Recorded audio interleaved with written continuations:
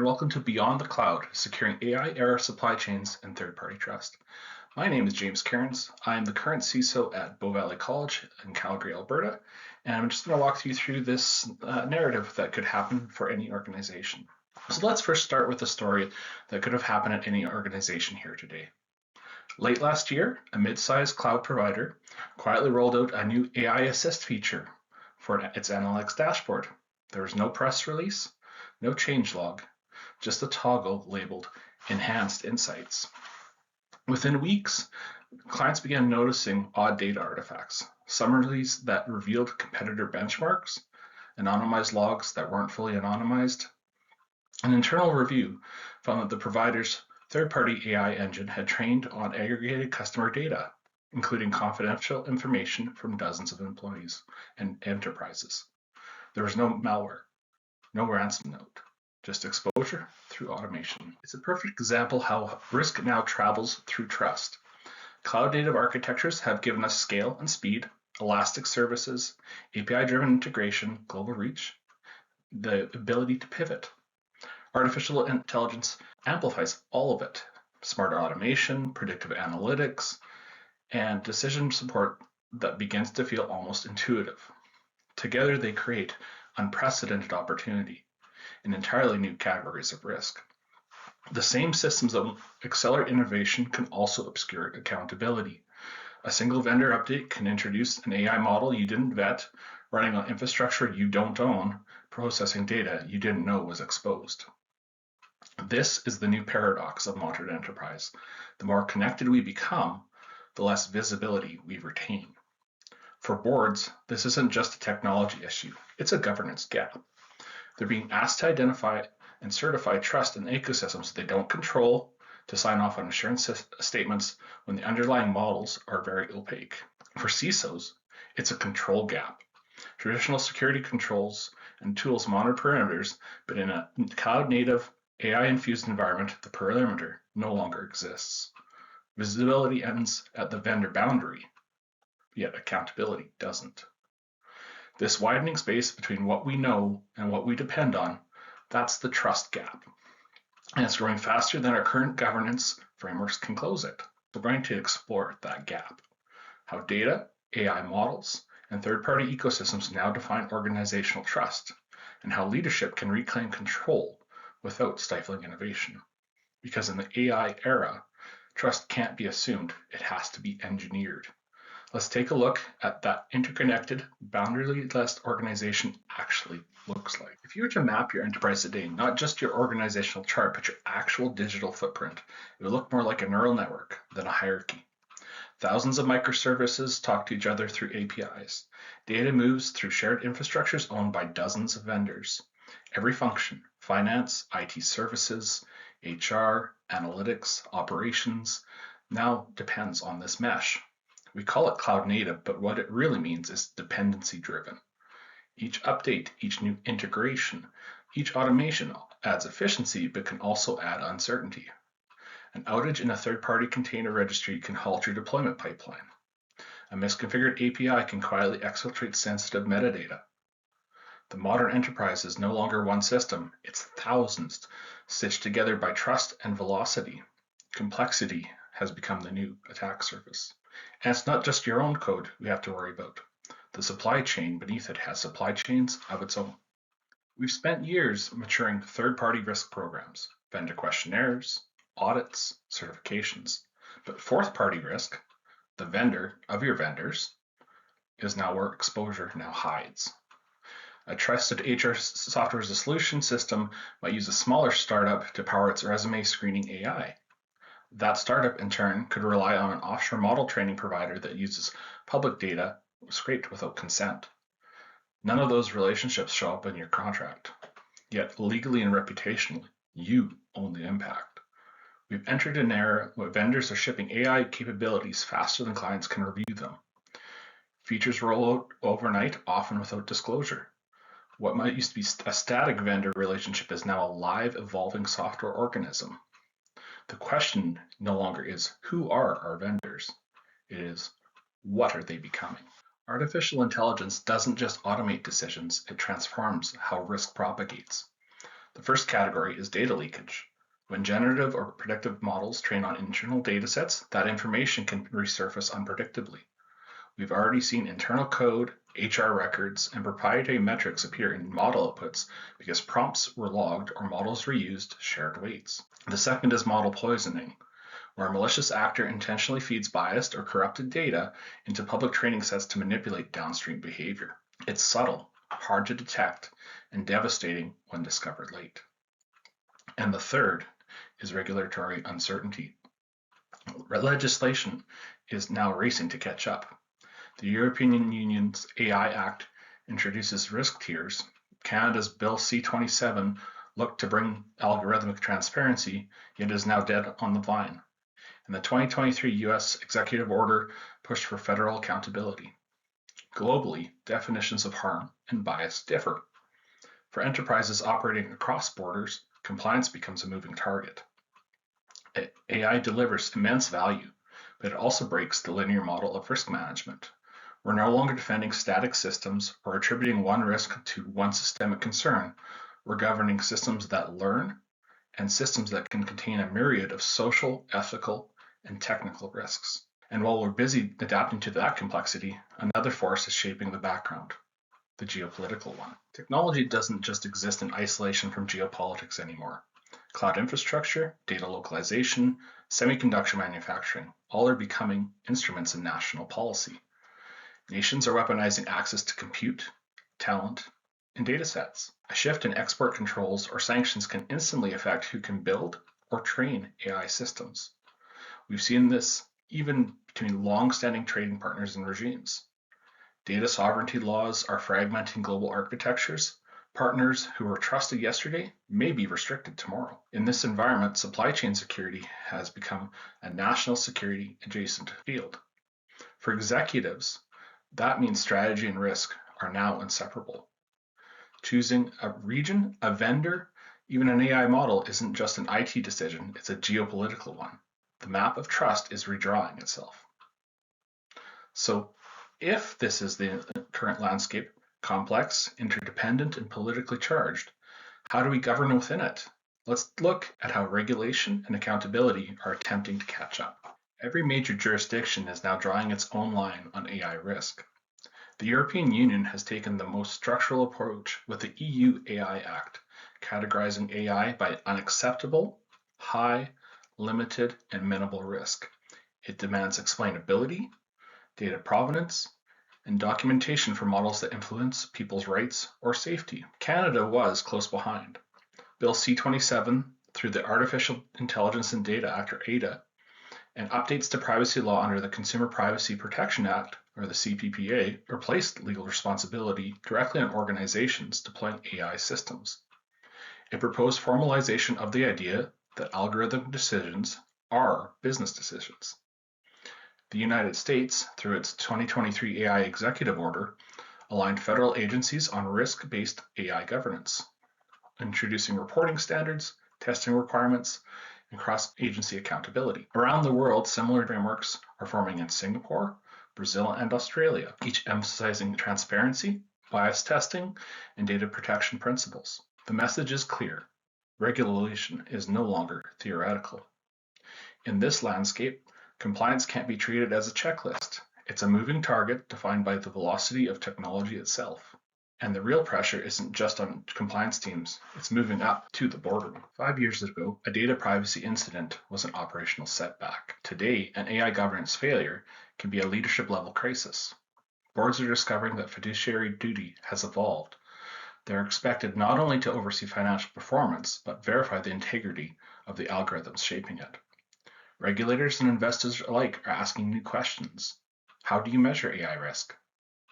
Who approves the use of personal data in model training? How do you detect bias before deployment? In many jurisdictions, including what was proposed under Bill C-27, accountability can't be delegated away. A CEO or designated officer must attest to responsible AI practices, similar to financial reporting obligation under SOX 2 decades ago. This isn't about assigning blame, it's about establishing stewardship. Leadership now sits at the intersection of technology assurance and ethical oversight, a place where decisions about innovation and accountability converge. Within that space, roles like the CISO, the CIO, and Chief Risk Officer are becoming essential interpreters of trust. They're the ones who live daily in the tension between enablement and exposure, who understand both the technical realities of how systems operate, as well as the human implications when those systems fail. Chief Information Security Officers, in particular, are uniquely positioned to help boards navigate this new frontier. They have spent years translating complex risks into business language, balancing operational urgency with strategic foresight, and coordinating across silos that rarely speak the same dialect. That perspective, grounded in both technology and governance, is exactly what's needed now. And accountability, as it expands beyond IT into legal, ethical, and reputational domains, the organizations that treat governance as a strategic discipline, not as a compliance checkbox, will be the ones earning investor and public trust. In this model, the CISO isn't just a custodian of controls, but a trusted advisor, helping leadership understand not just what the technology does, but what it means. From this, the next step for leadership is clear. Move from viewing compliance as a shield against blame to using it as a framework for credibility.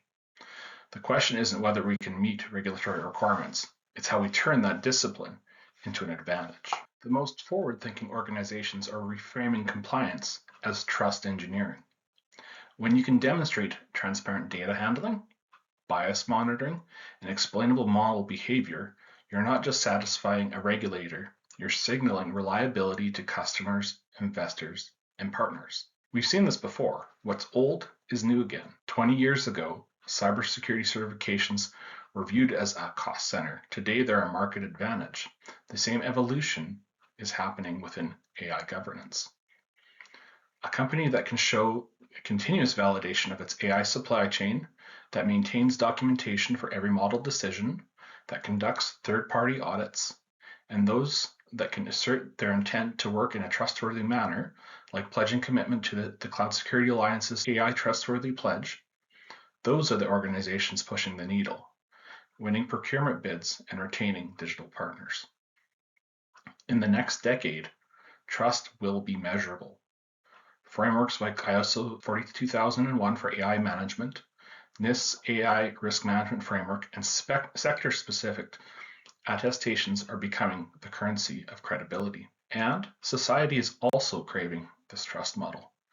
Initiatives like the Gen Z AI from the Center for Media, Technology and Democracy is looking to ensure, for example, that youth have a voice too in this process. And the stats seem to back this up.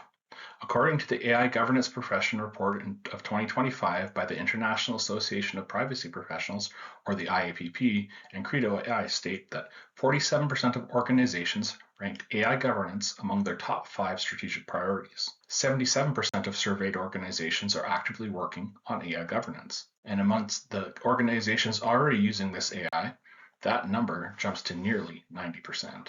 A global study led by the University of Melbourne and KPMG surveyed over 48,000 people across 47 countries and found that 70% of respondents believe national and international AI regulation is necessary. This becomes especially apparent in emerging economies.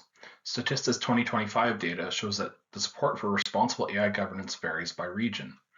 Emerging economies actually report higher organizational backing for AI governance compared to those countries that are advanced economies. Coming back to this, compliance done well becomes confidence. Confidence you can prove, export, and very importantly, monetize. This is the turning point. Regulatory pressure is forcing maturity, but it's also giving leadership an opportunity to make trust not just a value, but a verifiable asset. Let's now talk about security by design and for the AI era. So far, we've looked outward at regulation, vendors, and global risk. But resilience starts inwards at the design level. Security by design in the AI era means more than encryption or access controls. It means integrating risk thinking directly into the life cycle of every model and data set. Before a line of code is written, before a data set is ingested, we need to ask, what's the business's purpose? What's our use case? What's the data sensitivity? What happens if this model is in fact, wrong. AI models don't just process data, they learn from it. That means yesterday's mistake can become tomorrow's policy if we're not careful. A resilient organization builds safeguards at every layer. Doing data governance first. Classify and tag data according to regulatory and ethical boundaries. What was good to have is now an absolute necessity. Also, model governance. Document assumptions, your testing results, and your limitations. Also, have operational oversight. Monitor outputs for drift, bias, and anomalous behavior. Build, extend, or utilize your existing reporting and risk assessment structures. Don't rewrite the book. It's not about slowing down innovation. It's about creating guardrails so innovation doesn't outpace accountability. When you can show that your AI systems are secure by design, not secured after deployment, you shift from reactive defense to proactive assurance. And of course, our perimeter doesn't end with our own systems. The same philosophy has to extend outward to everyone we connect with. Let's now speak to zero trust supply chains. The concept of zero trust was born from cybersecurity. Assume breach, verify everything. In the AI first enterprise, that principle now extends to your entire supply chain. Every SaaS provider, every API, every third-party AI model is a living, evolving component. Static audits once a year can't keep up. Instead, we need continuous validation. Contract clauses must mandate transparency around AI use. Automated checks on data flows and model endpoints. Utilize industry analysis like CSA's riskrubric.ai to add additional analysis where you lack the skills to do so in-house, and also strongly encourage ongoing attestations from vendors confirming compliance and ethical AI use. This isn't paranoia, it's operational realism.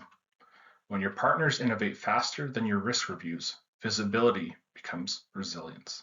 The organizations that can master the dynamic oversight, that can monitor changes in vendor behavior and model updates in near real time, will be the ones capable of scaling trust as quickly as they scale technology.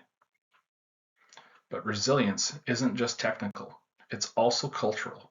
It starts with how leadership views trust itself. Let's now speak to a culture of governance and leadership alignment. Technology can be hardened, but culture must be cultivated. Governance fails not because of missing policies, but because of misalignment, when security, data, and business teams operate on different definitions of risk.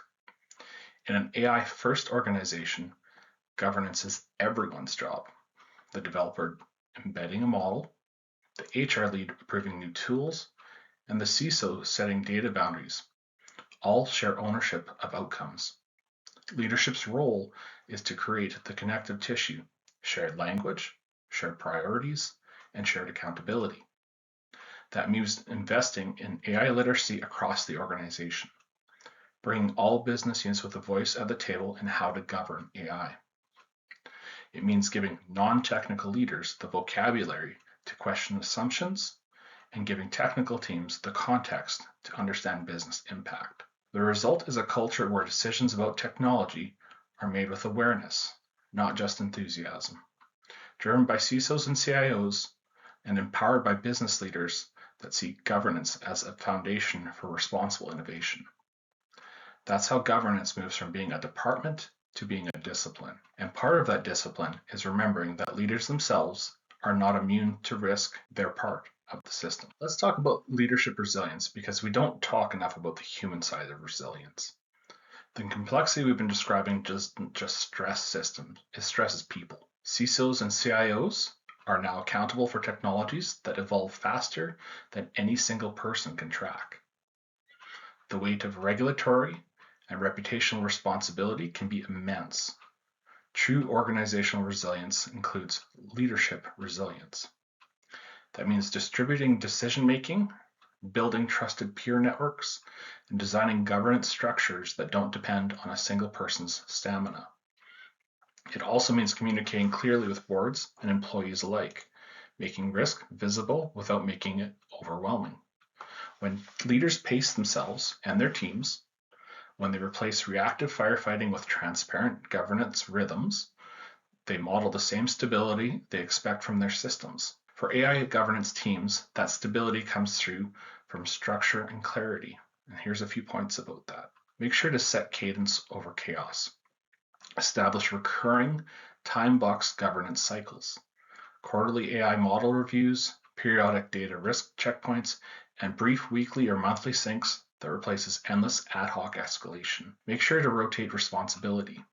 Share ownership across disciplines so no single group or individual becomes the bottleneck for ethics, compliance, or technical sign-off. Automate oversight. Use dashboards and AI-assisted monitoring to flag drift, bias, or regulatory triggers automatically, reducing manual cognitive load. Rely on industry partners wherever possible. Create reflection space. Dedicate time for post-incident learning and cross-team debriefs. Burnout often hides behind unprocessed lessons. Invest in literacy. Ensure every business unit understands the basics of AI risk so governance isn't carried by a small, exhausted few. Burnout in governance isn't caused by the weight of responsibility. It's caused by the absence of rhythm and shared accountability. When leaders normalize these patterns, predictable reviews, automated checks, clear delegation, they protect their team's energy and attention for what really matters: judgment, ethics, and foresight. That's what sustainable trust looks like in practice. Trust isn't only engineered, it's embodied. Resilience in the AI era isn't just technical hardening or policy alignment. It's a living system, one where governance, technology, and humanity reinforce each other. Let's speak to the human factor of leading through complexity. Every system we've discussed, cloud, AI, supply chain, depends on one thing: people making decisions under pressure. We talk about data breaches and governance failures as technical events, but at their core, they're human stories. Someone rushed a rollout, someone misunderstood a risk, someone assumed someone else was watching. The organizations that survive disruption aren't the ones with the best tools, they're the ones with cultures that own accountability together. In moments of crisis, clarity always beats control. A resilient team knows how to speak the same risk language across disciplines. The CISO doesn't just talk in controls, the CFO doesn't just talk in dollars, and the CEO doesn't just talk in headlines. They connect those languages into a shared understanding of impact. That's how governance becomes culture, through communication, not compliance. And it's also where empathy enters the equation. As AI continues to shape and reshape the workforce, we're asking employees to trust decisions made by systems they don't fully understand. That can't be taken for granted.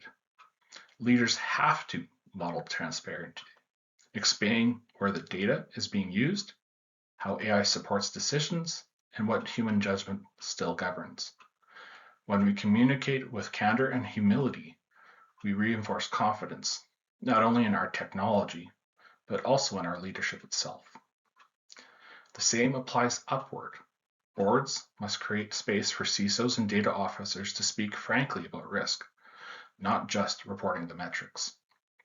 Leadership resilience means psychological safety for truth-telling, because truth, at its core, is emotional before it's procedural. If people believe their leaders will act with integrity, they'll follow through change and crisis with them alike. The irony of the AI era is that as our systems become more autonomous, our leadership must become more human. So as we talk about AI governance and AI and enterprise resilience, let's remember the architecture of trust isn't just digital, it's human. It's built on one decision, one conversation, one relationship at a time.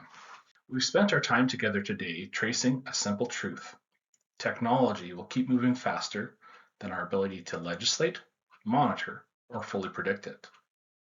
Cloud-native architectures gave us agility. Artificial intelligence gives us insight. but both redefine where accountability begins and ends. The organizations that thrive won't be those that deploy AI the fastest. They'll be the ones that govern it the best. Governance isn't a checkbox. It's an act of leadership. It's the willingness to ask hard questions before the headlines demand them. Where does our data live? Who trains our models? What are the unintended consequences if we're wrong? Because the moment a breach happens or an AI decision harms someone unfairly, it's not the model that's held accountable. It's us. Trust can't be outsourced. It must be built, maintained, and proven. The good news is that every element we need already exists. Regulatory clarity is emerging.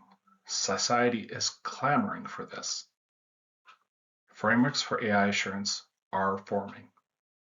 And most importantly, leaders are beginning to speak about trust with the same rigor we once reserved for performance.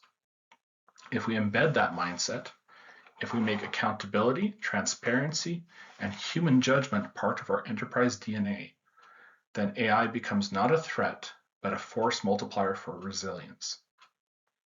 The companies that define this decade are those that treat trust as infrastructure, as essential as compute power or uptime. So as you return to your organizations, remember this.